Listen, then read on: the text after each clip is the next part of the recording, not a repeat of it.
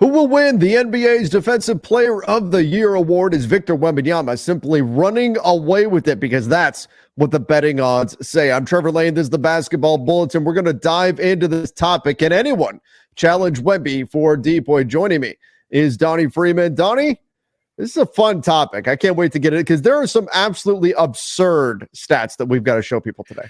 Yeah, this is really interesting. When you peel back the curtain a little bit and you see what Wemby actually is, like value-wise on the defensive side, it's pretty eye-popping stuff. So you can see why he is such a heavy favorite. But let's see what we have here. I'll tell you what, I still think, even with the numbers we're going to get into, I still think this is absolutely insane. Victor Wembanyama, a minus 175. If you don't know betting, let me put it to you this way. If you want to win $100 off of a Victor Wembanyama for DPOY bet, you have to bet 175. Conversely, if you were to bet $100 on Evan Mobley and he wins it, you win $850.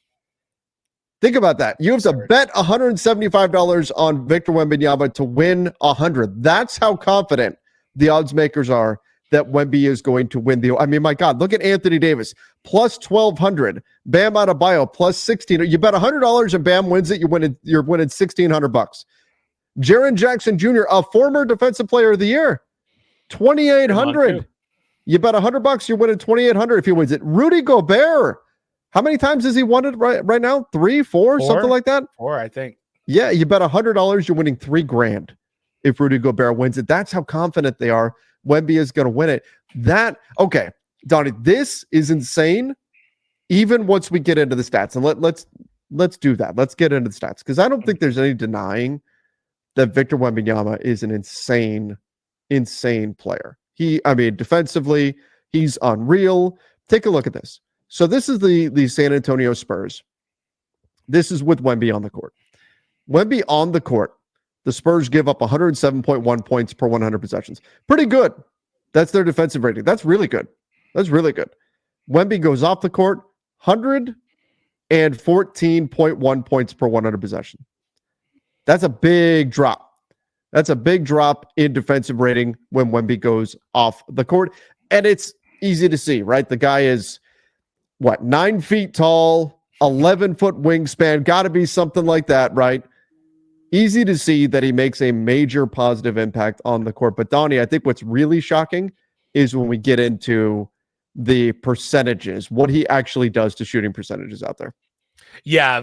So if you've ever seen Wemby play defense, you'll notice multiple things. Like one of the things you'll notice is teams like when the player gets near Wemby, they're just like, I'm not going to shoot it. And then if they do, the freaking hands of God come down. So did you just call Wemby God? He's an alien. That's what I should have said. The hands of an alien, if you will, don't strike me down, my bad, are going to come down and swat it. So it's pretty crazy, man. So yeah, well, let's just see what we have. All right, let's go here. So check this out. This is Victor Wembanyama. These are, again, NBA.com's tracking stats. Wemby, so understand the difference percentage. That's the difference between what they shoot, what players shoot when Wemby is defending compared to league average, or what they would normally shoot, right?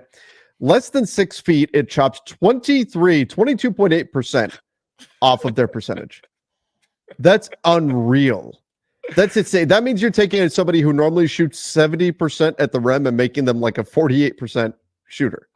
That's crazy. That's unbelievable. Now, less than 10 feet, he still makes it, even in the paint, anywhere in the paint, minus 20% automatically. Just chop that off your field goal percentage. And that's a big part of why he's considered to be the favorite to win this award, right? That's unheard of. But let's take a look over at Anthony Davis, just for reference, just to see what he did. Because he's the other. I've said it a bunch. Anthony Davis should have won a Defensive Player of the Year by now. Here's AD, and this is pretty good. Takes 7% off at the rim. And AD is known as one of the best shot blockers in the NBA, one of the greatest intimidators at the rim. And I guess that's the other thing, Donnie. How many teams don't shoot in the paint? Like, how many shots does he deter because players know they're going to get blocked if they try to shoot it around the rim when Wemby's there? Yeah, absolutely. You could. That's why I said you could watch the games, and Yeah. guys will drive to the rim, and Wemby is right there, and they second guess it. They're not going up because they know he is going to make it difficult for them, and that is a huge thing too. And those aren't going to get tracked here. They're not going to show up in any of these stats, basically. Well, I guess there's probably a stat for that, maybe, but regardless, that's just insane when you consider that as well. You look at Anthony. Here's the difference, though. When we talk about if you're going to try to make a case that it should be somebody that's not Wemby, Wemby doesn't make a huge defensive impact on the perimeter. Whereas look at Anthony Davis, minus 11 greater than 15 feet to percentages. The Lakers have him defending a lot out on the perimeter, and his versatility out there is the advantage. Wemby's got the advantage at the rim, and it's massive. There's no question. But look, on the perimeter, minus 0.4. He's not making 3-pointers. Right. Greater than 15 feet, 3-pointers, minus 2.2. He's just not making as big of an impact out there on the floor. But at the rim, he practically turns it into a no-fly zone. Yeah, AD's numbers are much better on the perimeter. And then you can also see the overall number is when you average it all out. I guess for Wemby, it's 10.5. What was the number for AD? For AD, it's minus 5.5. So, and the reason why we highlighted AD, because I also, if we could potentially, I don't know how long it'll take you, but I wanted to see Mobley and Adebayo. But the reason why we highlighted AD is because we know there's a lot of crossover with our channel, being that Trevor is on here and all that with a lot of Laker fans. And like he said, we do think AD should have won one before. But I think with Wemby, it's so crazy because, he had similar numbers defensively last year. And that's why, despite being on a losing team, I think he finished second in voting. And what that tells me is that they're itching to give him this award. And it's not because he doesn't deserve it, although I do think, like, to some degree, he's kind of like just automatically going to start winning awards just because of, name recognition and stuff. But not to take anything away from him. But my thing is, when he wins this award, I think he's going to win it consecutively for a number of years. He may win 5 or 6 of these in his career. And somehow that feels like it's not enough. I don't really know. So this may be, depending on, as he's going to keep getting better and better, maybe this is going to be, maybe the window is closed for anybody else to win the award, given that it feels like it's a foregone conclusion. This is Evan Mobley, a minus 2.7 overall, and the Cavs are playing great. As of this recording, they have not lost. They're 15-0. But Evan Mobley, you look at him at the rim, minus 6.3, still really good. Not as good as AD, not as good as Wemby, not as good on the perimeter as Anthony Davis, better than Wemby on the perimeter, though. But these are, the bottom line is that these guys are some of the top defenders in the NBA. And Wemby's at the rim numbers make them look like they're horrible defenders. It is absolutely insane. But all of that said, so then why is it still absurd that Victor Wembanyama is a minus 175? Simple. Because look at the entire field. You're betting that no one else in the field. It's such a foregone conclusion. It's almost like when people just say, what's 2 + 2? It's 4, right? Who's the defensive player of the year? Oh, it's Wemby. That's what it is. That is the way this is going to go, right? That's the way people's minds are already made up. But you're also betting that he's not going to turn his ankle or something like that. Like, and you have to be really confident, because you're not going to get a great return on this, because everybody is of the belief that Victor Wembanyama is going to win this thing. So that's why I don't even like that. I do think it's kind of become a foregone conclusion that he's going to win it. And I do think that regardless of what the stats say, and right now the stats do like Wemby a lot, but I think regardless of what the stats say, it's so accepted already a month into the season that he just is the defensive player of the year, that I think as long as he's healthy, he's going to get it.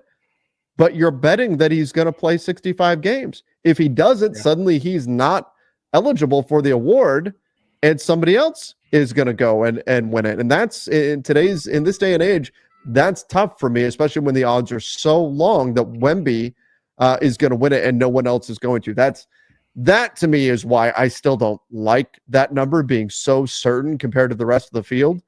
But if he's healthy, I think, yes, he's going to win it.